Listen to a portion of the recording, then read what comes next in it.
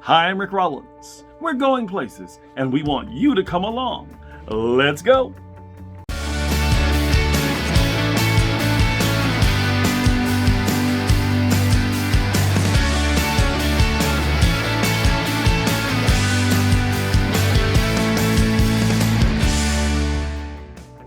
Hello, I'm Ricc Rollins, and welcome to this edition of Going Places. Have we got a show for you? We're excited about it because we did it with you in mind. Jeffrey Huggins takes us back to pet resources with info that you need to know before you go.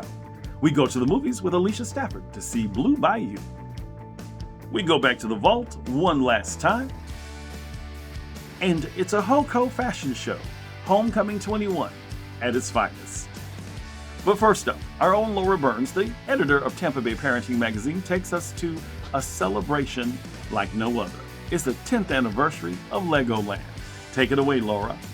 Everything is awesome here at Legoland Florida as the park celebrates 10 years in Central Florida. And there's a lot new as they celebrate this milestone birthday. So let's go, take a look so you know what to expect when you go. We are here to party, play, and have some fun. Welcome to Legoland Florida Resort's 10th birthday party.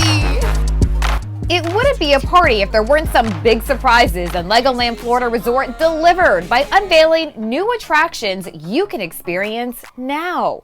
In fact, you can start your adventure once you enter the park by grabbing a cup of coffee at the new Legoland Coffee Company. It's located inside the same building that is now home to the new Legoland Story.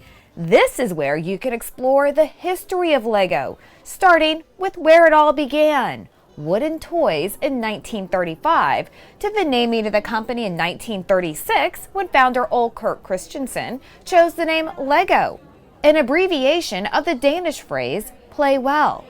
Here you can play well and even see how generations before us have played well on this very site.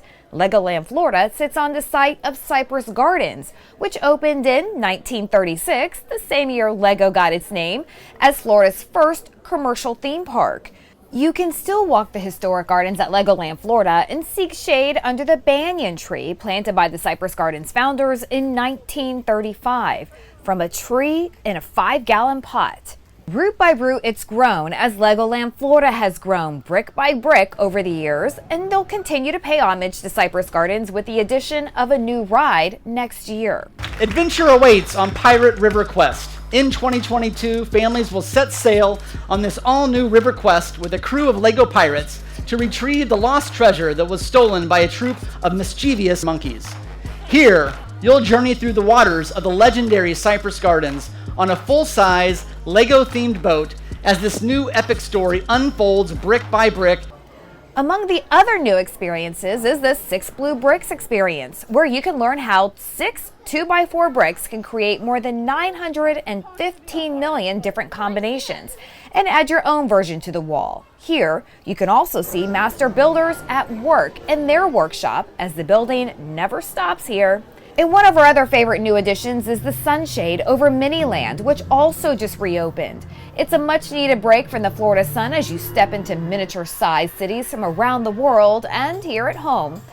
It's been a spectacular 10 years here at Legoland Florida, and the building is only just getting started as they get ready to welcome new neighbors in February as the world's first Peppa Pig theme park opens. A place for families of all ages, kids and kids at heart. I'm Laura Byrne at Legoland Florida, and we're going places. Well, thanks a lot, Laura. I've never been to Legoland. I think it's about time for me to make a visit and see what connections I can make. See what I did there? When we come back, Jeffrey Huggins goes back to pet resources one last time.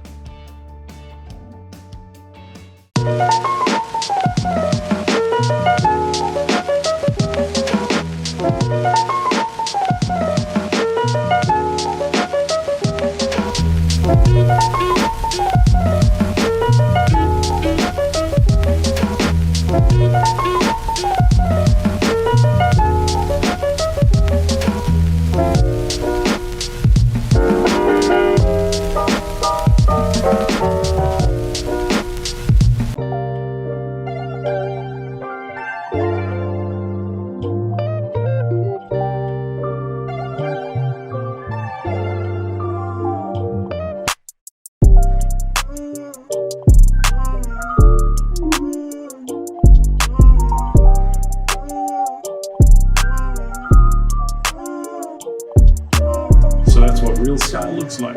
Ricardo's West Shore Plaza.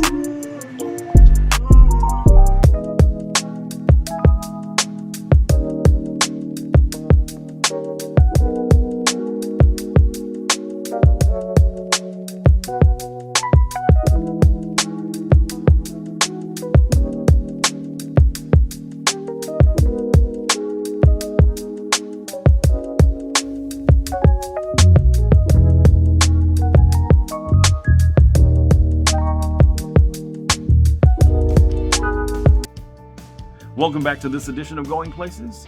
Our own Jeffrey Huggins has been with Pet Resources for the past couple of weeks.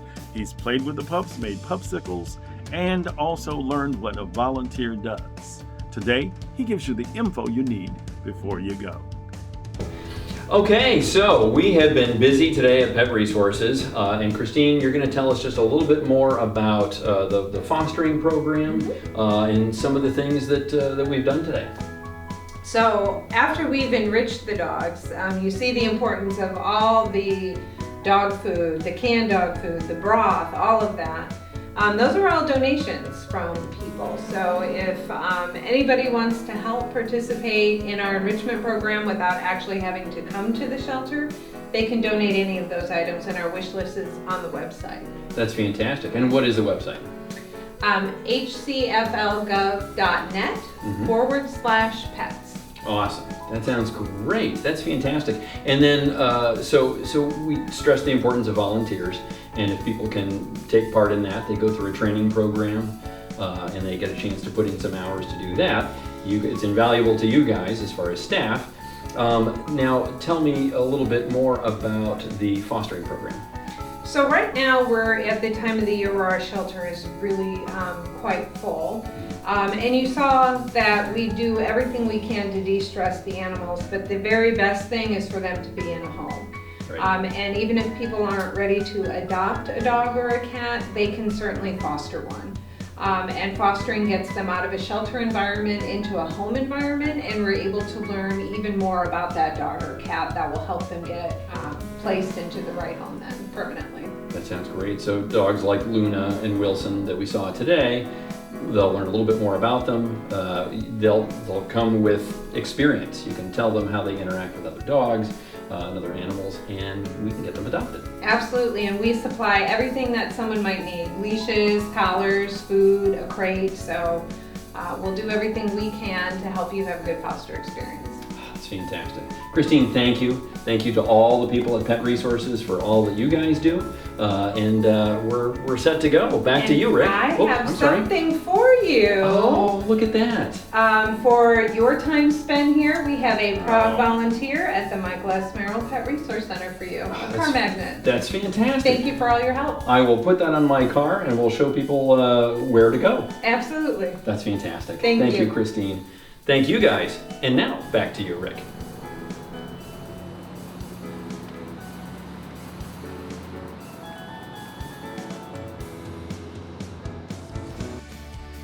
Thanks a lot, Jeffrey. I appreciate all that you've done, and so do the pups. And the kitties, too. When we come back, we go to the movies with Alicia Stafford to see Blue Bayou. Stay with us as Going Places continues right after this. Hi, I'm Arlene. Welcome to Coffee Speaks and Tea Talks. What's your coffee saying? Whether in for business or just getting away, let Coffee Speaks and Tea Talks be a part of your day. A place for you to come and share thoughts and spirit through a cup of coffee. Come and enjoy with us here at Coffee Speaks and Tea Talks. Coffee Speaks and Tea Talks. Enjoy life one cup at a time.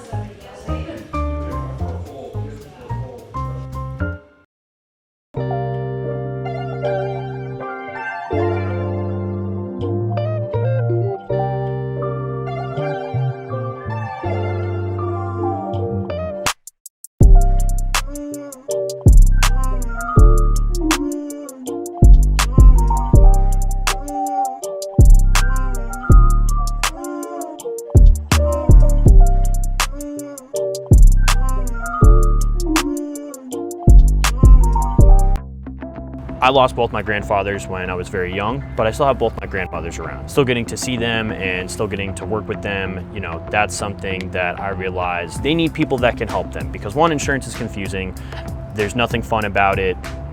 But there are legitimately tons of ways that you can get help through a lot of these different types of programs. You know, there's different plans, different companies, you know, and as you get older, you're gonna realize that your healthcare and your needs are gonna change, and you're gonna need different things. If it's dental, you know, like if you're gonna have surgeries or you're getting tons of tests done, there's so many different ways that you can help yourself, and there's so many different programs. Like, you know, if you're having trouble paying for prescriptions, like that's something you can get help with. If you need help applying for like Medicaid or things to get, you know, more affordable health care depending on what your income is. There's so many different ways that you can help yourself, and that's where I come in. I'm not what you would call a captive agent, so I don't work with just one company. I'm a broker, so I try to work with as many different companies and as many different types of plans that I can. You know, we do the Advantage plans, we do the supplement plans and the prescription drug plans, so I'm not so much concerned about the company. I want to make sure that your needs are met.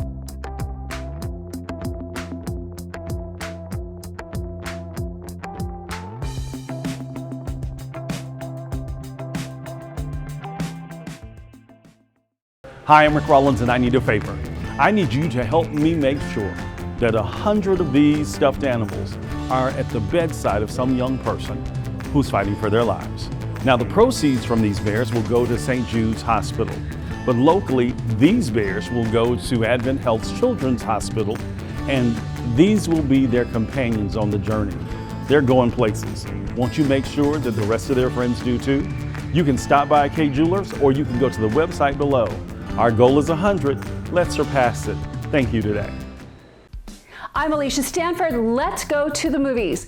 The premise of Blue Bayou is ripped from the headlines. It tells the story of a man desperate to stay with his family and looks at what it means to be an American. Where are you from? I'm from about an hour north of Baton Rouge, you know, small town called St. Francisville. Where are you from, like born? I see what you mean. I was born in Korea. Blue Bayou takes us to the Deep South and tells the story of an international adoptee. Antonio is a hard worker with a family to support, but he got into some trouble as a teen, and that's causing some problems. A run-in at the grocery store with his wife's ex, who happens to be a racist cop, endangers his future and that of his family. You can depart voluntarily and have a chance of receiving status, or you can stay and appeal. But if you do that, and the judge don't rule in your favor, you forfeit any opportunity to return to this country. Actor, writer, and director Justin Chon says he felt compelled to write this script after reading stories of Korean American adoptees who were deported because, like his character Antonio, they didn't have proper adoption papers. The film has been well received and was selected to premiere at the Cannes Film Festival. Oscar winner Alicia Vikander plays Antonio's pregnant wife Kathy. The drama is high in this film, but the stakes are real. Will this family be able to stay together, or will it be torn apart? I ain't scared.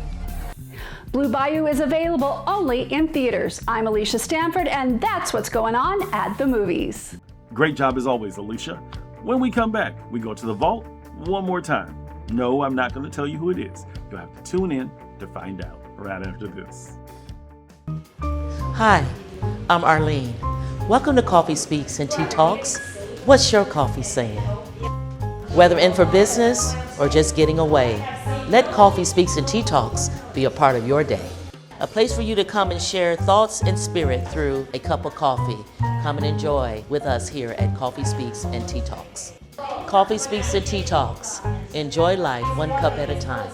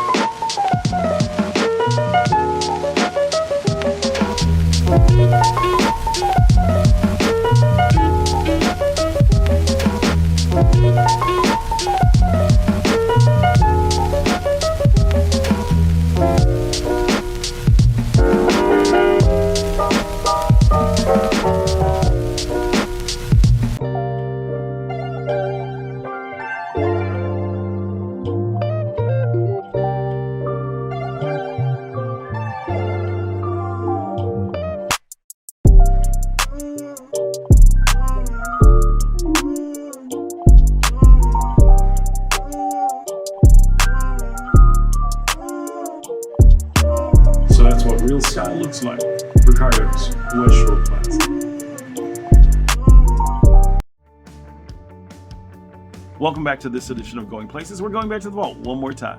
Still not going to tell you who it is, but take a look. I think you'll enjoy it.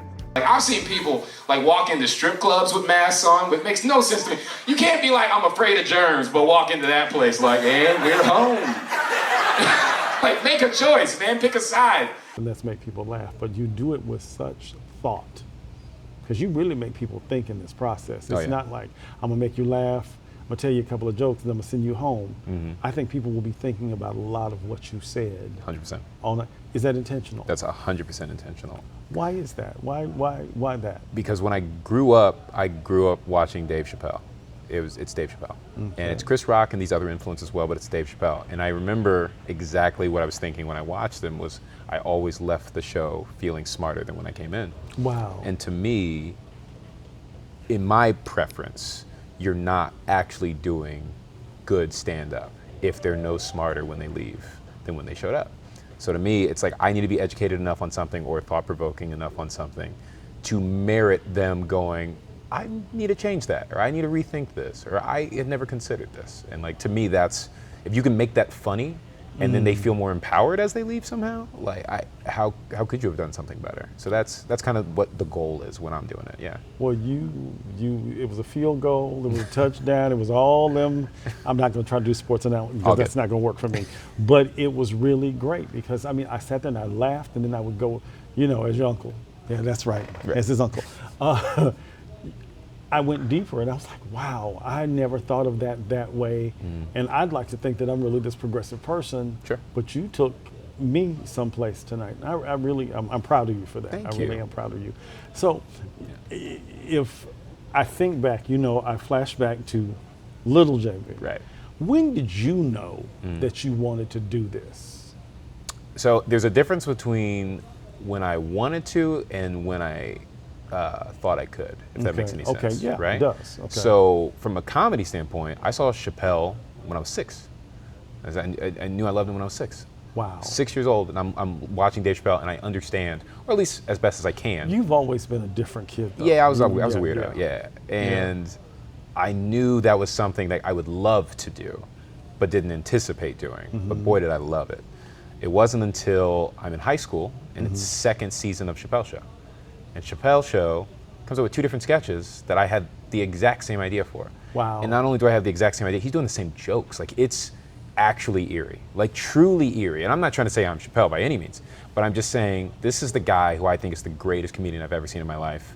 I'm 17, and I'm having nearly the exact same idea. Wow. So I just started logging those over time. Like, I would just write down ideas that I had, and I compiled them in a bunch of like composite journals. And then by the time I finished college, 'cause I went to school for screenwriting because I wanted to write comedies. Right. I had this big notebook of just ideas, and that's what gave me the confidence to go on stage and like really try it. But I always knew like what I was trying to be, if that makes any sense. So it does. I didn't really believe I could do it until after college, but it's because of season 2 Chappelle Show. So, Dave Chappelle, but you grew up in show business, if you will. Yeah, to a degree, yeah. Yeah. I mean, because your mama is your mama. She's Montague. Yeah. She's Monique Smith. She's all these people. Yeah. So, do you think that that's where the bravery to stand before people came from? See, that's interesting. I don't know. Because I do very much feel like I'm both of my parents' children. You know what I mean? In different ways. My mom's the performer.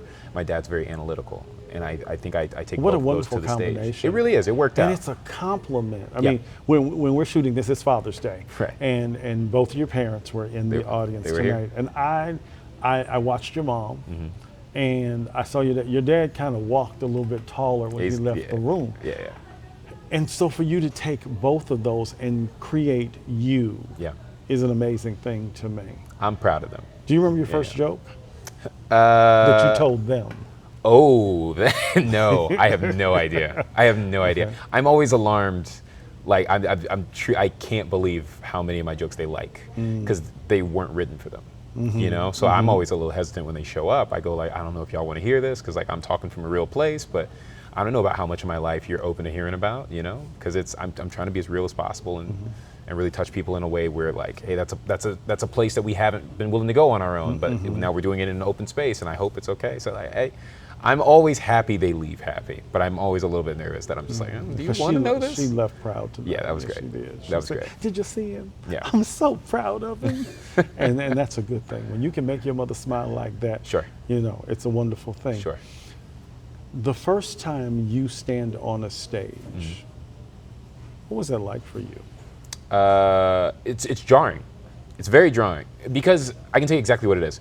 It is not as you imagine it. And I cannot stress how different it looks versus is.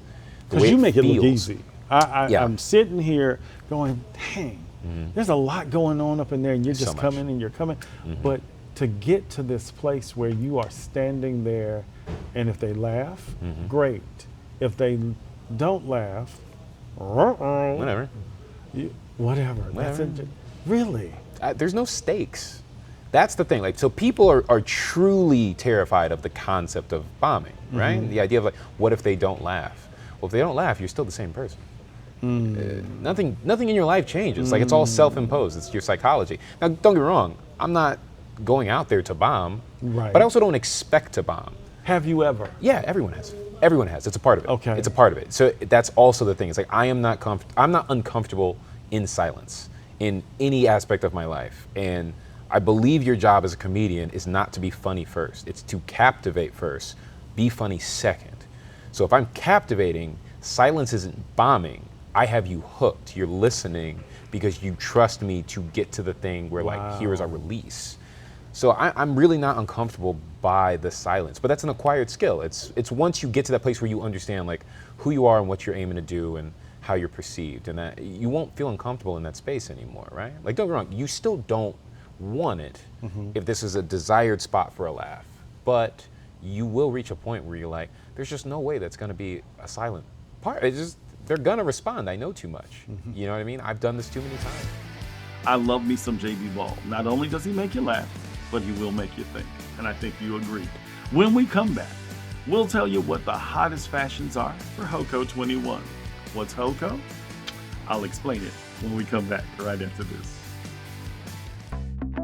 I lost both my grandfathers when I was very young, but I still have both my grandmothers around. Still getting to see them and still getting to work with them, that's something that I realized they need people that can help them, because one, insurance is confusing. There's nothing fun about it. But there are legitimately tons of ways that you can get help through a lot of these different types of programs. There's different plans, different companies, and as you get older, you're gonna realize that your healthcare and your needs are gonna change, and you're gonna need different things. If it's dental, like if you're gonna have surgeries or you're getting tons of tests done, there's so many different ways that you can help yourself, and there's so many different programs. Like, if you're having trouble paying for prescriptions, like that's something you can get help with. If you need help applying for like Medicaid or things to get, more affordable health care, depending on what your income is. There's so many different ways that you can help yourself, and that's where I come in. I'm not what you would call a captive agent, so I don't work with just one company. I'm a broker, so I try to work with as many different companies and as many different types of plans that I can. We do the Advantage plans, we do the supplement plans and the prescription drug plans, so I'm not so much concerned about the company. I want to make sure that your needs are met.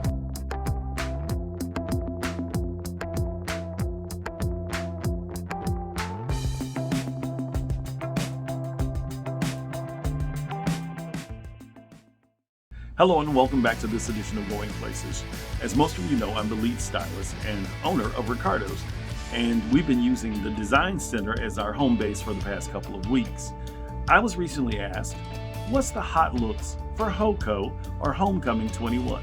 My response, I can show you better than I can tell you. Pre-prom, as it's often called, is really an opportunity for young people to dress to impress while showing school spirit. The looks go from dressy casual all the way up to prom-centric. Our first couple, Jay and Makai, a real-life couple, have decided to take the dressy casual approach. Makai wears this red blazer, black rib polo. He pairs it with black plaid pants with a red highlight, and he grounds the look with his black leather high tops. His lovely date, Jay, takes a flirty yet romantic approach. This beautiful floral dress, accentuated in ruffles and high-low accents, is perfectly accessorized with this lovely Swarovski crystal-inspired necklace that brings the pinks and all the other colors of the dress together, and she pairs it with lovely crystal-encrusted earrings. This dress is perfect for any figure and any occasion, from homecoming to a date or church on a Sunday. It's a perfect look from Urban Native for the collective at Artisan Row. Makai's outfit is by Ricardo's. Next, Haley and Felicie have taken it up a notch with bright, bold colors, fuchsia and purple, two of the popular colors for the year. And yes, men, you can wear fuchsia. Felicie's two-piece suit is magenta or fuchsia, depending upon who you ask. It's paired with a great casual button-up that has floral accents both at the waist and at the sleeve. Haley's dress is a perfect complement. While they don't perfectly match, they still look great together. They're picture perfect. Her necklace and her bracelet are both from Switching Up Styles for the collective at Artisan Row. Her dress by Urban Native for Artisan Row. Flouncy and romantic. Felicie wears this, again, floral shirt that he's proud to show, and the fuchsia pants and its matching jacket. It's a perfect complement to his date, the lovely Haley. This romantic dress will be perfect for homecoming as well as any other special occasion, a wedding or a first date. She accentuates and grounds the look with black strappy sandals. Again, the dress, Urban Native for the collective at Artisan Row. Accessories by Switching Up Styles for the collective at Artisan Row. Well, the clock on the wall says that it's time to go. And that's always sad for me. But the good news is that we'll be back next week. Same place, same time, same channel. Until then, remember this. We're going places, and we always want you to come along. Take care.